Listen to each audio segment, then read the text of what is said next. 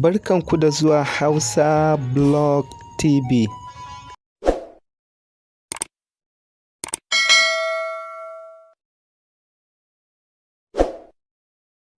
Wato lalle dalilin wannan ba tamu shine na muga yadda wannan bala'i ya kasance. Mun gani wato cewa wajen kanti 279 kwamsa suka kone suka tafi a hayaki wohi da banza. To wannan abin ai ba za a iya cewa zai ta yi shi ma a banza ba.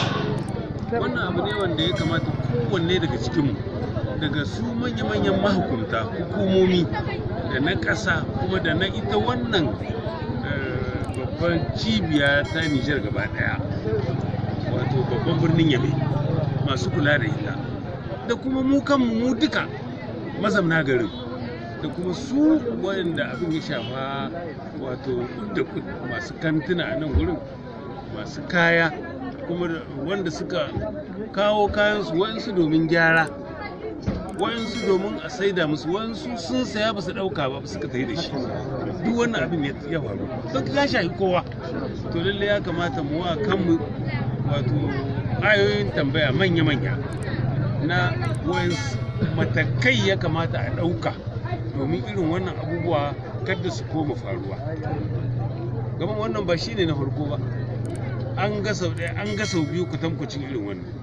To ya isa, ya kamata kowa bakin gwargwado ya kawo nasu kokari domin mu rika yin rigakafi saboda faruwar irin wannan bala'i. To Allah ya tsayar nan, Allah ya kiyaye gaba. Kuma Allah ya sa mu duka mu falka, kowa ya kawo tashi gudunmuwa domin Allah ya taya mu gaba ɗaya, kuma Allah ya sanya alheri a ciki. Wayanda abin ya shafa su ma muna musu fata cewa na ɗaya Allah ya tsayar nan, kuma Allah ya mai da gurbin, Allah ya mai da fiye da gurbin, Allah ya sa ya zamanto musu kafara, kuma Allah kiyaye gaba. Assalamu alaikum.